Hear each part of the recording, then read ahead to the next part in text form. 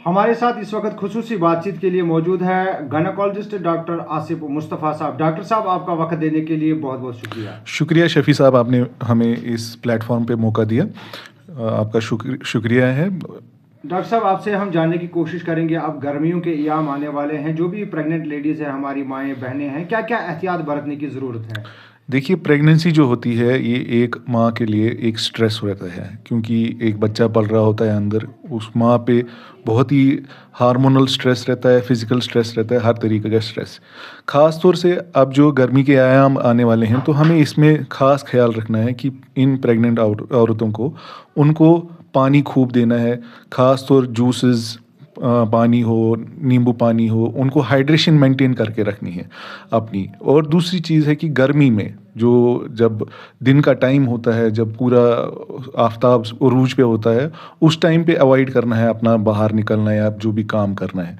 खुद को अपने जो कपड़े हैं बिल्कुल ढीले और कॉटन के कपड़े लगाएं, ताकि उनको गर्मी का उतना एहसास ना हो, डिहाइड्रेशन ना हो। और उसके साथ साथ हमें उनको हर दिन बाथ लेना चाहिए, ताकि उनकी जो बॉडी टेम्परेचर है कूल रहे। खाना पीना भी एडिकेट और उसमें हमारे को सारे फ्रूट्स, वेजिटेबल्स, मीट भी इंक्लूड करना है, एग भी इंक्लूड करना है, ताकि हमारी सारी जो डाइटरी रिक्वायरमेंट्स हैं वो पूरी हों। और जूसेस, पानी बिल्कुल हमें ज़्यादा से ज़्यादा लेना है, ताकि हमारे को डिहाइड्रेशन ना हो, ताकि बच्चे पे भी असर ना पड़े। डॉक्टर साहब, एक अहम सवाल हम आपसे करने जा रहे हैं। आप बताइए कि आजकल जो हमारी माएँ बहनें हैं, अक्सर शिकायतें आ रही हैं कि सिस्ट है या और कुछ प्रॉब्लम है, क्या कैसे पेशेंट्स आज आज जो हैं आपको फेस करना पड़ते हैं? देखिए, हमारे पास बहुत सारे पेशेंट्स आती हैं, ख़ास तौर जो 40, 45, 35 के आगे होती हैं। वो बोलती हैं कि हमारे बच्चेदानी में वर्म है, सेस है, या बच्चेदानी में एक्स्ट्रा कुछ मीट चढ़ा हुआ है। ये लेमैन टर्म्स हैं, जिसमें हम ख़ास तौर हम बोलते हैं कि जैसे फाइब्रॉइड है बच्चेदानी में, सेस है, एडिनोमायोसिस है, मतलब बच्चेदानी में जो एंडोमेट्रियम है वो कहीं पर बच्चेदानी के अंदर एंडोमेट्रियम की जगह कहीं और पे अवेलेबल वो प्लेस हो गया है, या ओवरी में सिस्ट है, अंडेदानी में सिस्ट है।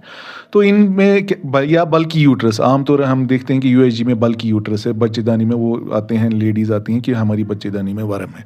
तो इसमें हमें ख़ास तौर ख्याल रखना है कि हर बच्चेदानी जो वर्म होता है उसमें सर्जरी करने की ज़रूरत नहीं है। जो उनको नोशन रहता है कि हर कोई लेडी आती है कि हमको सर्जरी करनी, हमको सर्जरी हर एक में पेशेंट में नहीं करनी है। पहले हमें उनको देखना है कि उनको सिम्टम्स हैं कि नहीं, ख़ास तौर से पीरियड की रिलेटेड सिम्टम, जैसे कि पीरियड हैवी हो रहा है या जल्दी हो रहा है, 10 दिन में, 15 दिन में बार बार हो रहा है, या पीरियड कंटिन्यू स्पॉटिंग कंटिन्यू रह रही है, तो हम उनको पहले इवैल्यूएट करेंगे। उसके बाद हम मेडिकल मैनेजमेंट ट्राई करेंगे उन पे, जो दवाइयों की ज़ोर से हम उनको देखेंगे कि इनमें मेडिकली मैनेज होता है कि नहीं, और उसके बाद हमारे पास आता है सर्जिकल मैनेजमेंट। तो आजकल लेडीज़, हमारे पास नोशन उनको रहता है कि हमारी बच्चेदानी में वर्म है तो वो सर्जरी करनी है। तो ये मैं आपके वजाहत से बोलना चाहूँगा कि जो भी लेडीज़ आती हैं अल्ट्रासाउंड की रिपोर्ट पे बल्कि यूट्रस या कुछ फाइब्रॉइड देखती हैं, तो वो सर्जरी की तरफ रुख ना करें। इसमें पहले हमें इवैल्यूएट करना है कि आपको सर्जरी करने की ज़रूरत है कि नहीं है, और मेडिकली मैनेजमेंट भी होता है, और अपने डॉक्टर के साथ रिव्यू करें, ताकि आपका असेसमेंट हो कि आपको क्या इशू है, प्रॉब्लम है कि नहीं, उसी हिसाब से इलाज हो। डॉक्टर साहब, लास्ट पे आप क्या मैसेज देना चाहेंगे?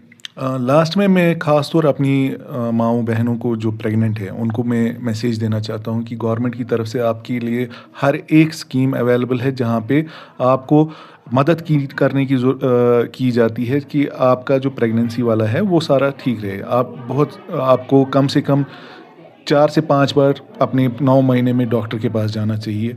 हमारे यहाँ पे पीएमएसए का होता है शेड्यूल, जो हर महीने में 9 तारीख को प्रेग्नेंट लेडीज़ अपनी नियरेस्ट जो भी हॉस्पिटल या डिस्पेंसरी जो भी हो, वहाँ पे गायनेकोलॉजिस्ट अवेलेबल रहता है, तो वो चेकअप कराएं। तो वो भी एक अच्छा इनिशिएटिव है गवर्नमेंट का।